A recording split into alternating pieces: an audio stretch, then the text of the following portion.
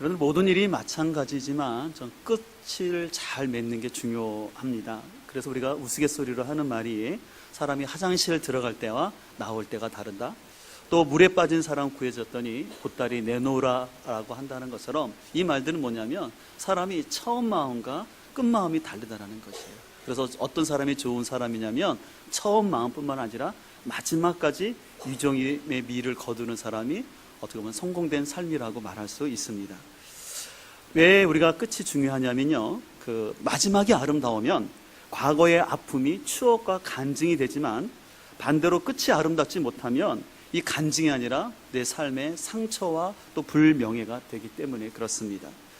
일본의 후지 가로라는 사람이 절반의 성공이라는 책을 썼는데요, 이 책은 성공한 것처럼 보였지만 노년이 아름답지 못했던 26명의 유명인들에 대해서 그들의 행적을 조사한 것이었습니다. 여러분들이 잘 아시는 내 사전에는 불가능이 없다고 말했던 나폴레옹을 아시죠? 이 프랑스를 너무나 사랑했던 강력한 카리스마를 가진 황제였지만 자만심에 빠짐으로 말미암아 나중에는 몰락하고 말았습니다. 또 로마 황제하면 네로가 생각나죠. 이 네로는 굉장히 예술적인 데 관심을 갖고 또 로마를 멋있게 건설하려고 했지만 그 부도덕한 행위로 인해서 이 사람 역시도 말년이 아름답지 못했습니다. 또 여러분들 노인과 바다로 여러분 잘 기억하시는 헤밍웨이를 아실 것입니다. 풀리처상과 노벨 문학상을 받은 작가였지만 이 사람은 나중에 갈수록 점점 우울증으로 심하여서 곤청으로 자살하고 말았습니다. 또 여러분들 잘 아시는 엘비스 프레슬리를 아실 텐데요, 저 사람은 원래 트럭 기사였어요. 근데 노래를 잘해서 로큰롤의 환자가 되었죠. 그래서 수많은 여인들이 따랐고 실은 우리나라 가수 중에서도 저 사람의 춤을 배우고자 저 사람에게 배웠던 사람도 있습니다. 그러나 그 인기가 가운데 그는 그만 타락하여서 지나친 영광이 오히려 그를 불행으로 몰았던 것을 볼 수가 있습니다.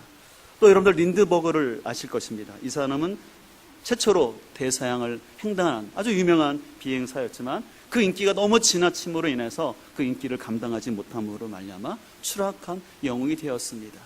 이 26명의 사람들의 공통점이 있는데요, 이들은 하나같이 성공을 했어요. 근데 문제는 성공 이후에 지나친 욕심으로 인해서 자기 관리를 잘 하지 못했다는 것입니다. 그래서 어떤 사람이 이런 말을 했습니다. 인생을 살면서 가장 어려운 것 3가지가 있는데 첫 번째는 뭐냐면 명성을 얻는 것이라고. 두 번째는 뭐냐면 이 생명이 있는 동안 명성을 유지하는 것. 마지막 3번째는 뭐냐면 죽은 다음에도 명성을 계속해서 잃지 않는 것. 이것이 참 어려운 일이라고 얘기를 했습니다. 이것은 무엇을 얘기합니까? 우리 인생의 참 시작도 중요하지만 마지막이 아름다운 것, 마지막까지 그 삶의 축복과 성공을 지키는 것이 중요함을 가르치고 있습니다. 그렇다면 우리는 어떻게 우리 삶 속에 주어진 성공을 이뤄가고 또 그 축복을 계속해서 유지할 수 있을까요? 이를 위해서 우리는 무엇보다 삶의 질보다는 거룩의 기준을 높여야 합니다.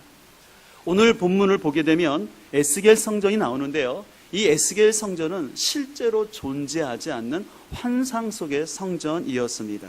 근데 이 에스겔 성전 이야기를 통해서 하나님은 이스라엘의 역사 끝이 해피엔딩이 될 것을 말씀하고 있습니다.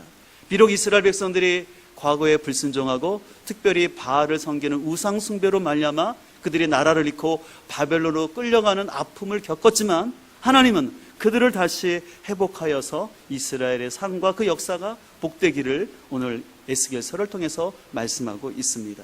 그래서 오늘 본문을 보게 되면 이 성전 문지방에서 흘러나온 물이 강이 되고 그리고 강이 흘러가는 곳마다 생명이 되살아나면서 축복이 강이 된 것을 볼 수가 있습니다.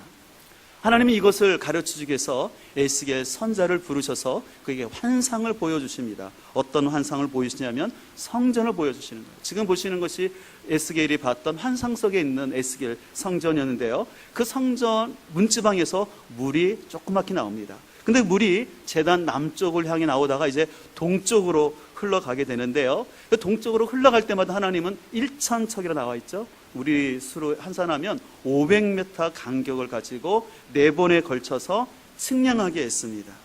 그래서 이 에스겔서에 보면요, 이 측량이라는 단어가 굉장히 많이 나오는데 특별히 에스겔서 40장부터 마지막 48장까지 43회나 걸쳐서 측량이라는 단어가 많이 나옵니다. 여러분들이 에스겔서를 이해할 때 중요한 주제가 뭐냐면 성전이에요. 그 성전에서 하나님이 더 이상 계실 수가 없었습니다. 왜냐하면 이스라엘 백성들이 너무나 부도덕한 삶을 사는 거예요.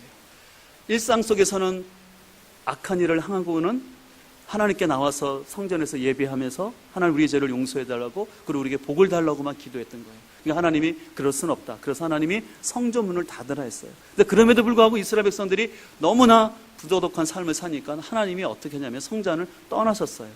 그래서 어떤 신학자는 이것을 성전 가출 사건이라고.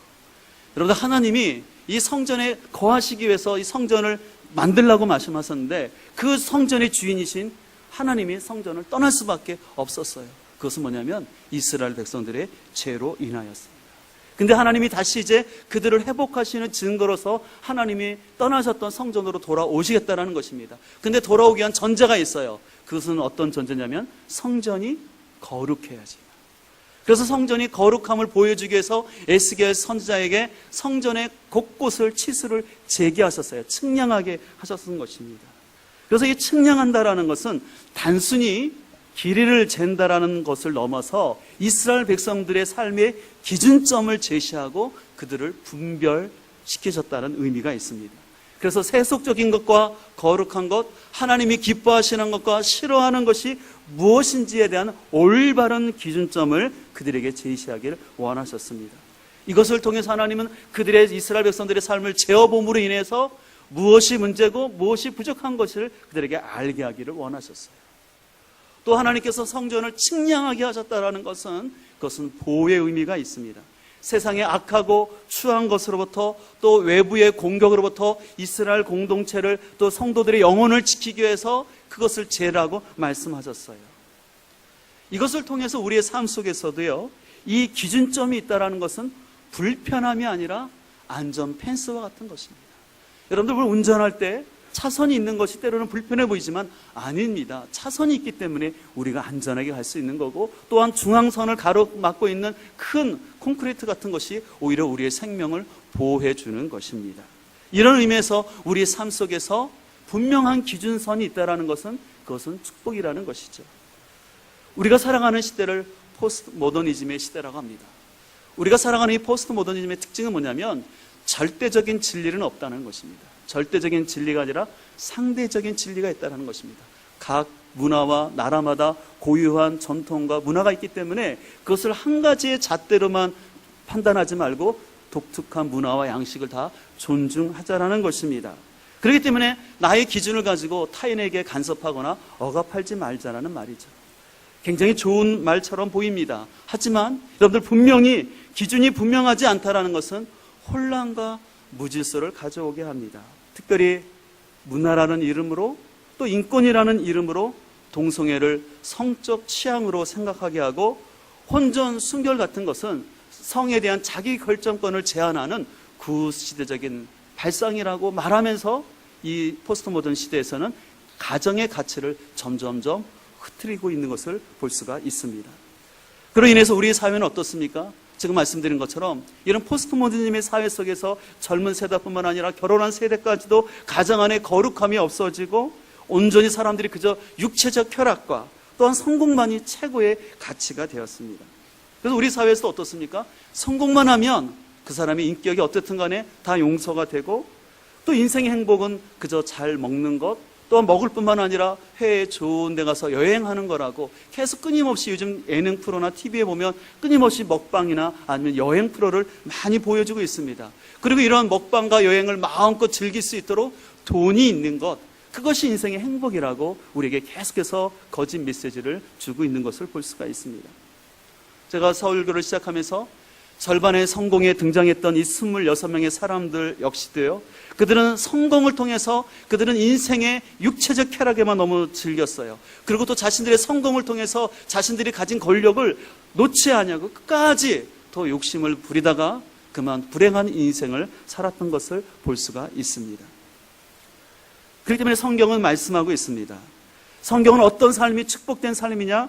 그것은 바로 하나님이 임재하시는 거룩함을 갖는 것, 그리고 그 거룩함 속에 있는 것이 성공을 유지하는 비결이라는 것입니다.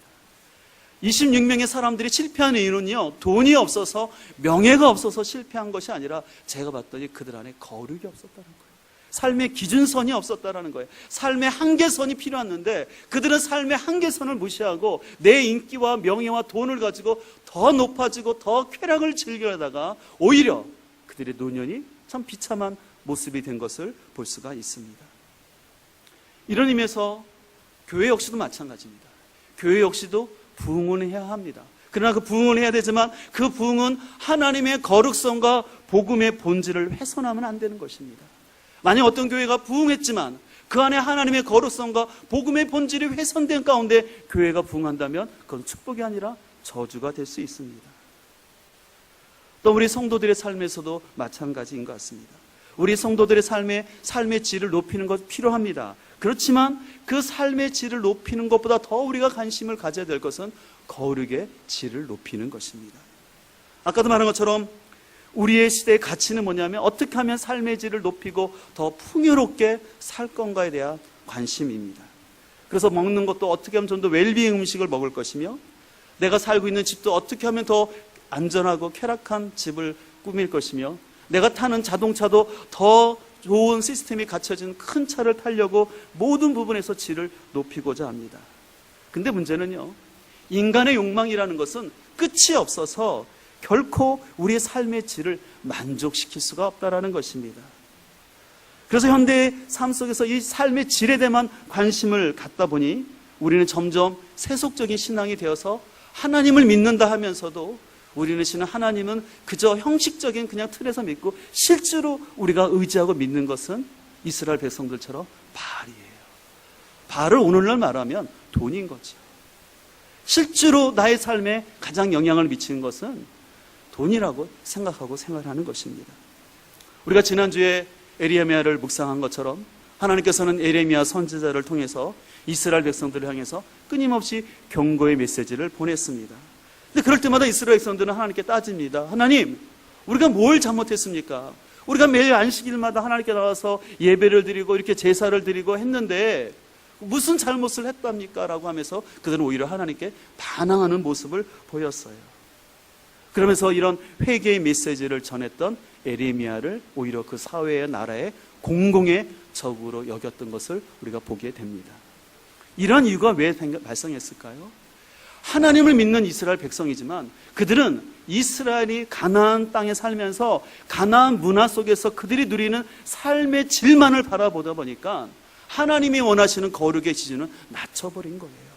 하나님이 원하시는 거룩한 삶에 대한, 그래서 그들이 가나안 땅을 왜 들어가게 하셨냐면 하나님이 그들이 제사장 나라 거룩한 백성이 되어서 다른 민족과는 다른 모습으로 하나님 나라를 이루라고 말씀하셨지만 막상 그들은 가나안 땅에 살면서 그 하나님의 거룩의 가치를 잊어버리고 가나안의 질서를 바라보면서 가나안의 풍요와 화려함을 바라보면서 우리도 저렇게 풍요롭고 화려하고 살고 싶다는 마음속에 하나님도 섬기고 바알도 섬겼던 것이에요.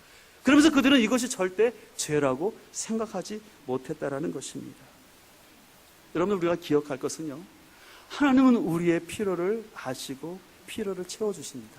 그러나 욕망에 대해서는 채워주지 않으셔요. 여러분들, 이스라엘 백성들이 광야 생활할 때 이스라엘 백성들이 물이 없어서, 필요한 물이 없어서 원망했을 때 하나님 물 주셨어요.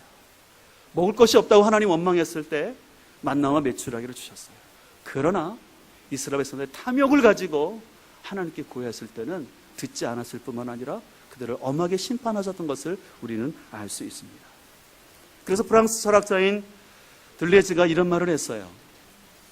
인간의 욕망은 본래 안에 있지 않고 밖에 있다. 참 정확한 통찰이라고 생각해요. 이것은 뭐냐면요, 인간의 욕망은요 안에 있는 게 아니라 밖에 있기 때문에 끊임없이 비교한다는 거예요. 그래서 만족하지 못하고 다른 사람들이 누리고 있는 것과 늘 자기 것을 비교하기 때문에 결코 만족함이 없는 것이라는 거예요.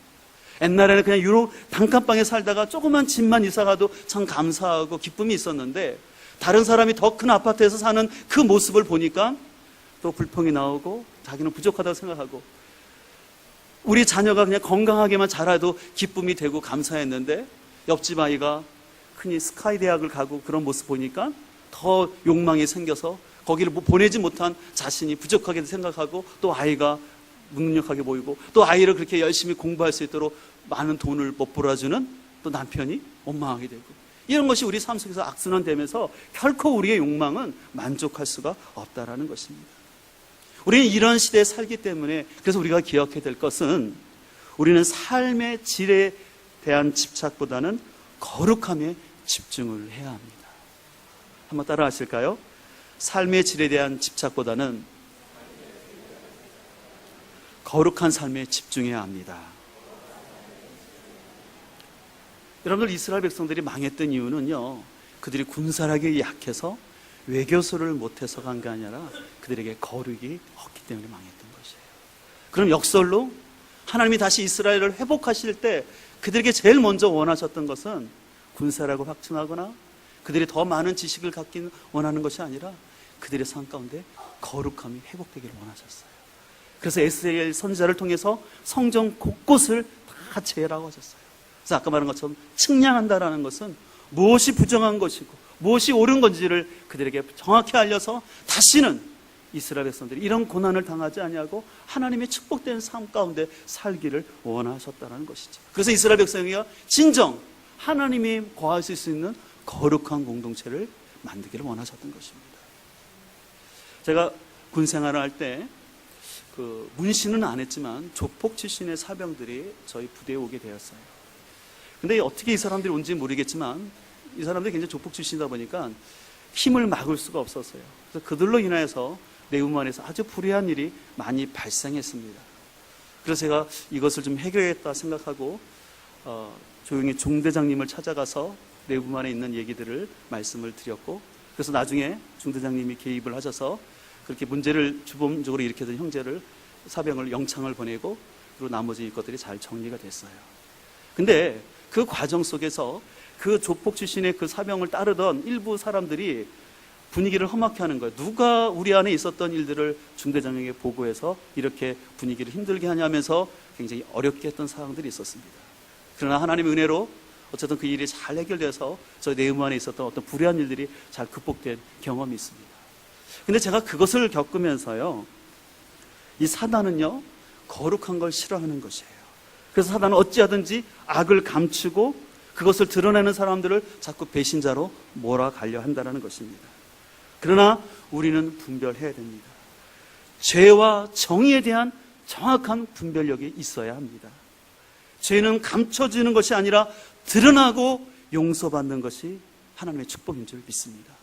오히려 죄가 드러나지 아니하고 그게 골무면 자신뿐만 아니라 공동체가 더 아픔을 겪는다는 사실을 우리는 잘 기억해야 할 줄 믿습니다.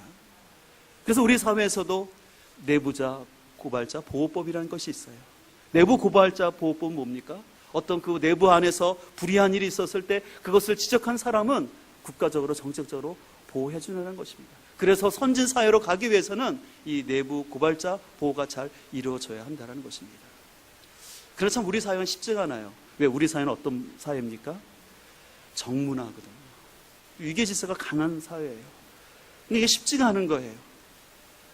그러나 그럼에도 불구하고 우리 그리스도인들은 우리가 있는 그곳에서 하나님의 정의가, 하나님의 공의가 이루어지도록 우리는 기도하며 지혜롭게 나가야 할 줄 믿습니다. 여러분들 미국이나 혹시 외국에 생활하는 분들 아시겠으면요, 외국 사회는 굉장히 고발이 잘 발달되어 있어요. 우리는 고발하면 굉장히 안 좋게 생각하지만 외국 사회에서는요, 서로를 지키기 위해서 고발을 자주 해요. 얼마 전에도 뉴스거리가 됐지만 어떤 부부가 마트에 갔는데 아이들을 차에 놔두고 장시간 쇼핑했어요. 우리는 그냥 그럴 수 있다고 생각하잖아요. 근데 미국은 바로 전화해요. 아이들을 방치했다고. 또 옆집에서 아이가 맞는 소리가 들려요. 그럼 바로 전화합니다. 그래서 경찰이 오게 해요. 왜냐하면 아이의 생명을 보호해 주려고. 그래서 미국이라는 사회에서는 이 고발 문화가 너무나 잘 되어 있어요. 그래서 이런 것들을 뭐라 그러냐면 휘슬 블리어라고 합니다. 휘슬 블리어는 뭐냐면 호루라기를 부르는 사람이라는 거예요. 여러분, 호루라기를 언제 봅니까? 누가 잘못하거나 축구 경기 할 때 심판이 뭡니까? 삑 불어요. 그러면 너 반칙이다. 그렇게 하지 말라. 그래서 옐로우 카드를 주거나 레드 카드를 통해서 그 팀이 보호되도록 하지 않습니까? 그런 의미에서 우리 삶 속에서 이 휘파람, 이 호루라 소리가 불러줘야 되는 거예요. 그래서 여러분들 스스로 하나님의 말씀을 통해서 내 삶에 대해서, 죄에 대해서 호루라기를 불 뿐 아니라 우리의 공동체가 하나님 앞에서 거룩한, 하나님이 임재하시는 공동체가 되게 해서 우리가 서로를 향해서 이 호루라기를 불어줘야지 그 공동체가 하나님이 함께 하시는 공동체요, 축복하는, 축복이 되는 공동체가 될 줄 믿습니다. 그래서 우리는 이제는 죄에 대해서는요, 거룩한 배신자가 되어야 합니다. 내가 과거에서는 몰랐기 때문에 그거 죄와 짝하였지만 내가 이제 하나님의 기준을 안 다음에는 죄를 배신하고 거룩을 친구 삼아야 하는 것이죠. 그래서 우리는 거룩을 위한 공공의 적이 되어야 합니다. 우리가 묵상하고 있는 에레미야는 거룩을 위한 공공의 적이 되었어요. 하나님의 진리의 말씀을 타협하지 아니하고 전함으로 인해서 많은 고난을 당했지만 하나님은 에레미야의 삶이 축복이고 성공이었다고 말씀하고 있습니다. 그래서 우리가 계속해서 거룩함을 위한 거룩한 배신을 이뤄나갈 때 우리 삶의 축복이 끝까지 유지되고 이루어질 줄 믿습니다. 그래서 지난주 오후에 말씀드린 것처럼 세속적인 인본주의와 또한 세속적 문화로부터 분별할 수 있는 영점이 잘 잡혀지길 소망합니다. 소청을 사격할 때 영점이 잘 잡혀야지 관약을 정확히 맞추는 것처럼 여러분의 삶 속에서 영점이 분명해야 됩니다. 영점이 흐려지면 안 돼요. 그래서 끊임없이 영점을 바로잡기 위해서 우리가 늘 하나님 앞에 나가기를 소망합니다. 여러분들 성공적인 삶을 살고 끝까지 유지되기를 원하십니까? 그렇다면 여러분의 기준보다 하나님의 기준으로 살아가기를 소망합니다. 유명하지 않더라도 큰 부자가 아닐지라도 거룩한 기준선이 높은 사람이 진정으로 축복된 사람이요, 그 축복을 끝까지 누리게 될 줄 믿습니다. 우리는 계속해서 기준선을 높일 뿐만 아니라 또한 동시에 흘러보내는 삶을 살아야 합니다. 이것이 왜 중요하냐면요, 우리가 단순히 기준점만 자꾸 높이게 되면, 이것이 잘못하게 되면은 신앙의 개토화가 이루어질 수 있어요. 이 개토화라는 것은 뭐냐면요, 소수 민족이 사는 빗물구를 말해요. 특별히 유럽 같은 경우는 유대인들이 살았던 폐쇄적인 곳을 말하는 것입니다.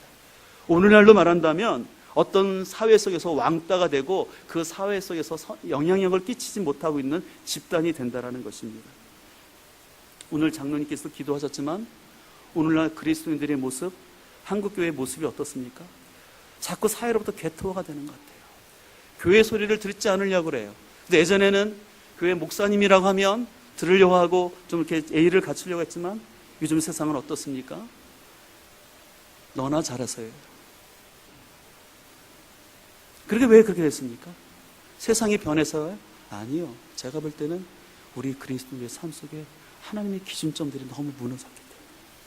그래서 예수 믿는 사람이 더 욕심 많고 예수 믿는 사람들이 말만 잘할 뿐이지 똑같다라는 얘기를 들으니까 교회 나갈 때는 거룩한 척하지만 막상 세역에 나가서는 똑같은 일을 하더라. 그래서 여러분들 세상 사람들은요, 같이 어울리고 하는 거 굉장히 좋아하는 것 같지만요, 뒤에 가서는 딴 말 하는 거예요. 그렇기 때문에 우리는 우리 삶 속에 있는 이 거룩함들이 개토화나 또한 신바리새이가 되지 아니하도록 하기 위해서 필요한 것이 뭐냐면 흘러보내는 역할을 잘해야 된다는 것입니다. 그래서 오늘 본문 8절과 9절을 보게 되면 계속해서 반복되는 단어가 있어요. 그것은 어떤 단어냐면 흘러가다라는 것이에요. 그래서 계속해서 물이 흘러가게 됩니다. 그래서 성전 문지방에서 나온 물의 특징이 뭐냐면 그 물이 흘러가는 곳마다 치유가 일어나고 풍성한 열매를 맺게 하는 것을 볼 수가 있습니다. 그래서 이 흘러간다는 것은 이렇게 해석하고 싶어요. 선한 영향력을 미치는 것이다. 그래서 우리 그리스도인이 흘러가는 곳, 그리스도인이 있는 곳에 선한 영향을 미쳐야 된다는 것이에요. 근데 이 선한 영향력을 미치기 위해서는 먼저 우리에게 필요한 것이 있는데 성전 문지방에서 나오는 물이 계속해서 우리 안에 흘러져서 체험이 있어야 된다는 것입니다. 그래서 내가 체험이 있어야지 다른 사람에게 흘려보낼 수가 있는 것이죠. 그렇기 때문에 먼저 우리 안에는 주님의 은혜가 날마다 끊임없이 채워져야 합니다. 그럼 어떻게 채울 수 있을까요? 그것은 결코 어려운 것이 아니라 가장 단순하지만 늘 강조하는 것처럼 말씀 묵상과 기도의 삶을 하는 것입니다. 그래서 계속해서 하나님 성전 문지방에서 나오는 하나님의 공급하심을 받는 통로가 말씀 묵상과 기도이기 때문에 우리는 하는 거예요. 근데 신앙생활을 하면서 제가 좀 안타깝게 생각하는 건 뭐냐면 이것을 좀 하다가 마는 거예요. 영적인 수로에 계속해서 물이 막히지 않고 흘러가야 되는데 어떤 분들은 좀 동기부여 받을 때 그때는 잠깐 하는 것 같다가 끊치고, 또 어느 때 은혜가 받아서 좀 새벽기도 하는 것 같다가 또 끊치고, 또 어느 때는 말씀 묵상을 했다가 끊기는 거예요. 그러니까 계속 수로가 차지 않냐고 가다 말다 말다 하니까 영향력이 세상을 이겨낼 수 있는 힘이 안 생기고 겨우겨우 신앙생활을 하는 모습을 볼 수가 있습니다. 그래서 여러분들에게 주의 이름으로 권면드리는 것은, 여러분들이 큐티를 잘 못해도 상관없습니다. 그러나 꾸준히 하십시오. 또 권면드리는 것은, 여러분들이 기도를 많이 못해도 오래 못해도 상관없습니다. 그러나 중요한 건 하십시오. 시간을 정해서 기도하시고 매일매일 하다 보면 그것이 여러분의 삶의 축복의 통로가 될 줄 믿습니다. 그리고 이러한 체험이 우리 의가 되지 않도록 하기 위해서는 흘려보내야 한다는 것입니다. 여러분들, 만약에 내가 그리스도인으로서 술, 담배를 안 해요. 그거 좋은 거예요. 그러나 내가 술, 담배를 안 하는 거기 때문에 다른 사람을 정죄하거나 판단하면 그것은 예수님이 싫어하셨던 신바리새인이 될 수 있는 것이에요. 내가 안 한다고 해서 사람들을 정죄하면 안 되는 거죠. 내가 그 사람들과 어울리지 않겠다라고 하면 하나님의 영향이 흘러갈 수가 없는 거예요. 하나님은 우리들끼리만 그냥 있는 폐쇄적인 공동체 되기를 원하시는 것이 아니라 하나님으로부터 공급받은 힘을 가지고 우리는 세상으로 성전에서 나가야 할 줄 믿습니다. 그래서 물을 흘려보내야 되는 것이에요. 그래서 여러분들 오늘 본문 말씀 보게 되면 11절 보면 진펄과 개펄은 대선하지 못하고 소금 땅이 될 것이다 라고 되어 있고, 12절에 강 좌우에 있는 각종 먹을 만한 가시를 자란다고 그랬는데요, 이 11절을 약간 부정적으로 해석하는 경우가 있는데 그렇지는 않아요. 이 의미는 뭐냐면 물이 흘러가는 곳마다 치유하고 풍성하게 하는데, 이 진펄과 개펄이라는 것은 뭐냐면 물이 닿지 않는 웅덩이라는 것이에요. 근데 물이 닿지 않음으로 뭐가 만들어집니까? 소금. 고대, 지금도 마찬가지지만 고대는 소금이 귀한 거예요. 그래서 소금은 계속 날 수 있도록 하나님이 물을 흘려보내되, 이 진펄과 개펄에는 물이 흐르지 않아서 계속해서 삶에 필요한 소금을 만들어내시는 거예요. 여러분, 하나님이 얼마나 세밀한지 보십니까? 그냥 물로가 그냥 흘려보내는 것이 아니라 흘려가지 않을 때는 피해서 그들에게 필요한 것을 채워주시는 거예요. 저는 이런 우리 하나님의 성품을 남은 우리 그리스도인의 모습이 되기를 간절히 소망합니다.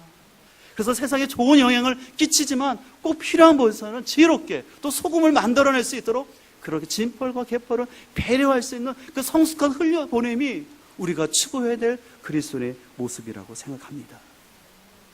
바로 이러한 모습을 가장 앞서서 보여주신 분이 바로 예수 그리스도십니다. 여러분 아시는 것처럼 예수님은 하나님이셨습니다. 그래서 거룩하셨어요. 그러나 예수님은 거룩하셨지만 세리와 죄인들의 친구셨어요. 절대 그들을 무시하지 않았어요. 여인들을 무시하지 않았어요. 거룩하셨지만 세리의 집에도 들어가셨고 죄인들과 함께 만드셨고 문둥병자를 만드셨어요. 이것이 주님의 영성인 줄 믿습니다. 그러면서 예수님은 그들의 가장 근원적인 목마름을 채워주셨어요. 그래서 요한복음 7장 30절에 이렇게 말하고 있습니다. 명절 끝날 곧 큰 날에 예수께서 서서 외쳐 가라사대 누구든지 목마르거든 내게로 와서 마시라.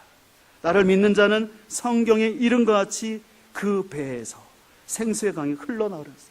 근데 여기서 그 배는요, 여러분을 말하는 게 아니에요. 바로 예수님이에요. 어떤 분들이 이 말씀을 잘못 해석해서 자기 안에서 성령의 은사가 나가는 것처럼 안수기도를 하고 하는데 아니에요. 우리 안에서 성령의 은사가 나가는 것이 아니라 예수 그리스도 안에서 성령의 역사가 나타나는 것입니다. 그래서 오늘 예수님 말씀하셔요. 그러면서 뭐라고 말씀하시냐면 이는 그를 믿는 자들이 받을 성령을 가리켜 말씀하신 거라고 말씀하면서 예수께서 아직 영광을 받지 아니하셨으므로 성령이 아직 그들에게 계시지 아니하였다라고 말씀하고 있습니다. 예수님은요, 누구도 차별하지 아니하고 누구도 정죄하지 아니하고 목마르거든 내게로 와서 마시라. 그래서 그들에게 생수의 강이 되어셔서 그들의 구원의 은총을 주셨습니다. 근데 이 사역을 누가 감당케 하십니까? 성령 하나님이 감당하시는 거예요. 그래서 예수님께서는 이 성령 충만함을 통해서 그들이 이 하나님의 구원의 은총 가운데 거하기를 원하셨던 것이죠. 그런 의미에서 우리도 구원의 간격에만 머물러 있는 것이 아니라 우리의 삶 속에서 성령 충만함을 사모해야 할 줄 믿습니다. 근데 구원받았다는 것만 만족하지 마시고 성령의 충만함으로 다른 사람에게 흘러갈지라도 영향력을 끼칠 수 있는 그런 충만함을 우리가 사모하며 나아가기를 소망합니다. 그래서 예수님은 누구든지 목마른 자에게 이 생수를 주실 뿐만 아니라 이 사역이 성령님을 통해서 이루어지도록 예수님이 자리를 피하셨어요. 그래서 예수님 말씀하셨어요. 내가 떠나는 것이 너희의 유익이다. 왜냐하면 내가 떠나지 않으면 보혜사 성령님이 임할 수 없기 때문에. 우리가 생각해보면 예수님이 기적을 행하면 사람들도 낫고 놀라운 일이 발생하는데 그냥 예수님이 거하셔서 그냥 다 하시지 왜 굳이 예수님이 물러나시고 성령 하나님이 오시게 하셨습니까? 왜냐하면 하나님의 구속사의 역사 가운데는 예수님이 그 땅 가운데 계셨으면 이스라엘 땅 한 곳에만 한정될 수밖에 없었어요. 그러나 예수님이 가심으로 오순절날 성령이 오셔서 오순절 성령은 동시대에 많은 사람들 역사하는 놀라운 하나님의 영이 된 줄 믿습니다. 그래서 예수님은 자신의 가심을 통해서 성령님이 오셔서 이 성령님이 이 놀라운 구원 사역을 이루시도록 했은 것을 볼 수가 있습니다. 그리고 이런 예수님의 사역은 결국은 요한계시록 마지막 장인 22장에서 이렇게 말씀하고 있습니다. 계시록 22장 1절을 보면 천사는 또 수정과 같이 빛나는 생명수의 강을 내게 보여주었습니다. 그 강은 하나님의 보좌와 어린 양의 보좌로부터 흘러나와서 도시의 넓은 거리 한가운데를 흘렀습니다. 강 양쪽에는 12종류의 열매를 맺는 생명나무가 있어서 달마다 열매를 맺고 그 나뭇잎은 민족들을 치료하는 데 쓰입니다. 여러분, 이 말씀이 오늘 우리가 읽었던 에스겔서랑 너무 같지 않습니까? 바로 그래요. 에스겔서를 통해 보였던 에스겔 성전의 환상이 예수 그리스도의 사역을 통해서 완성된 줄 믿습니다. 그렇다면 이 사역은 오늘 우리의 삶 속에서 완성되고 이루어질 줄 믿습니다. 여러분들이 예수 그리스도를 믿습니까? 그렇다면 여러분의 삶 가운데 생수의 강이 흐르는 줄 믿습니다. 여러분들이 예수 그리스도를 사랑하십니까? 그러면 여러분 삶 가운데 하나님의 치유와 풍성한 회복의 역사가 분명히 나타날 줄 믿습니다. 그래서 우리의 삶 속에 중요한 건 나의 생명수 되시는 그 예수님 안에 거하면서 충만함을 우리가 누리는 것입니다. 근데 여러분은 오늘 말씀을 마치면서요, 여러분 에스겔 성전의 환상이 보여진 장소가 있어요. 바로 예루살렘이거든요. 근데 제가 아름다운 인생이 축복의 강 시리즈 설교를 하면서 각 수도의 특징은 뭐냐면 뭐를 끼고 있다 그랬죠? 늘 강을 낀다 그랬죠. 근데 이스라엘 성지순례 가보시면 알겠지만 예루살렘이라는 도시는요 강이 없어요. 그리고 예루살렘 성전은 오히려 제일 높은 곳에 있어요. 그러면 어디서 물이 나와서 이스라엘 백성들이 살아갈 수 있을까요? 어디서 물이 나와서 그들은 영향력을 끼칠 수 있을까요? 그것은 영적인 교훈인데요, 이스라엘 백성들은 땅을 바라보고 사는 백성이 아니라 하늘을 바라보고 사는 백성입니다. 그래서 성경은 늘 이른 비와 늦은 비 얘기를 하세요. 하늘에서 비를 주셔야지만 사는 것이에요. 그리고 그들에게 내리는 그 작은 이슬이 그들의 생명을 유지시키는 역할을 했던 것입니다. 바로 그 예루살렘에서 복음이 시작됐고 이 복음이 우리를 살리게 한 줄 믿습니다. 여러분도 살고 다른 사람에게 선한 영향을 미치기를 원하십니까? 그렇다면 우리의 시선이 땅의 것에만, 내가 땅에서의 삶의 질을 높이려만 관심을 두는 것이 아니라 하늘을 들어서 눈을 들어서 바라보고 영적인 질을 하나님의 공급하심을 받기를 간절히 소망합니다. 우리의 진정한 삶의 축복과 축복의 유지는 땅의 것을 더 많이 쌓아서가 아니라 우리가 하늘 하나님의 뜻을 분별하고 거룩함을 사모하고 충만함을 이룰 때 이루어질 줄 믿습니다. 바라옵기는 오늘 예배에 참여하신 우리 모든 성도님들이 주님 오실 때 다 같이 생명수 강가에 머물면서 어떤 이 땅을 살아가면서도 하나님이 주시는 생명수 강가의 풍성한 치유와 열매들이 가득하기를 주님을 축원드립니다.